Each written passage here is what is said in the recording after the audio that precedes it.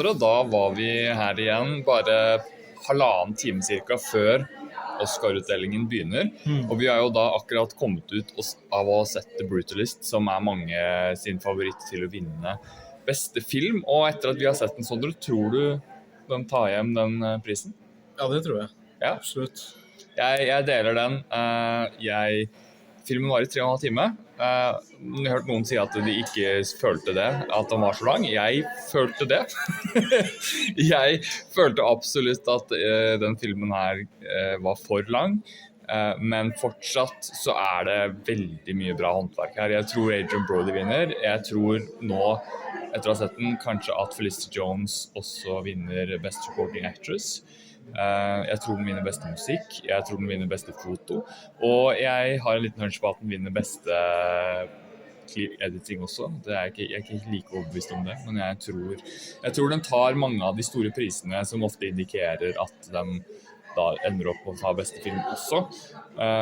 Og så alt i alt så liksom for min del en film som har noen veldig sterke deler. Jeg synes at avslutningen gjorde opp en del for meg, for jeg synes det var spennende etter hvert i siste akten, men det tok alt for lang tid for min del før jeg egentlig synes det var noe spennende som skjedde. Altså det liksom, du sitter her og det veldig bra skuespill, og det veldig bra håndverk sånn teknisk, men jeg satt liksom og ventet på, i 2,5 timer, så satt jeg og ventet på, ok, når det egentlig det som foregår her, altså plottmessig skal bli noe interessant på noen som helst måte, liksom? Og så ble det til slutt.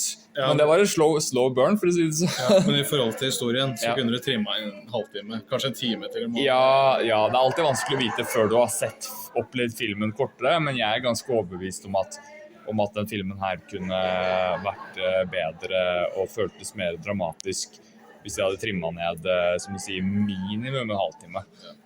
Fordi det var liksom, når man først kom til poenget og man skjønte litt mer om hva filmen prøvde å fortelle og formidle, så følte jeg at det var veldig mye som jeg tenkte tilbake på sånn, det var veldig mange lange sekvenser som for min del i hvert fall ikke hadde vært nødvendig for å få den dramatiske effekten som kom i siste akten, som handlet mye mer om karakterene enn veldig mange av de lange sekvensene som handlet om å vise steder og vise arkitektur, vise konstruksjonen og sånne ting som sånn, ja, bra foto, men det kan du finne mange steder også uten at det noe story der på en måte. Så, men jeg tror hvis du liker filmer som Oppenheimer eller There Will Be Blood for eksempel, så det i den gata. I den gata. Jeg synes jo at Oppenheimer har på en måte noen kvaliteter da, som gjør at den enda bedre for min del, fordi at der har du en veldig lang film, men Nolan såpass kreativ og variabel med måten han forteller det på. Den filmen her litt mer one note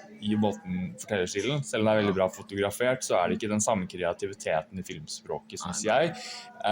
Men fortsatt, altså jeg lander på en 7,5 av 10. Jeg ville heller valgt Anora til beste film, men jeg tror nok at den vinner utifra det jeg har hørt fra andre og hvordan type film det Ja.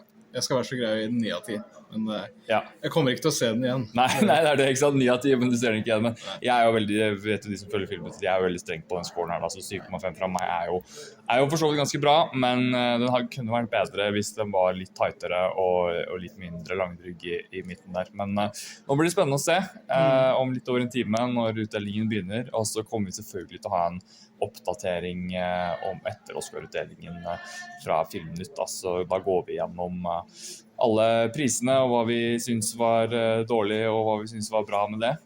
Så følg med, og så ses vi jo igjen i oss og Sondre når det kommer nye store premierer. Yes. Ja, det blir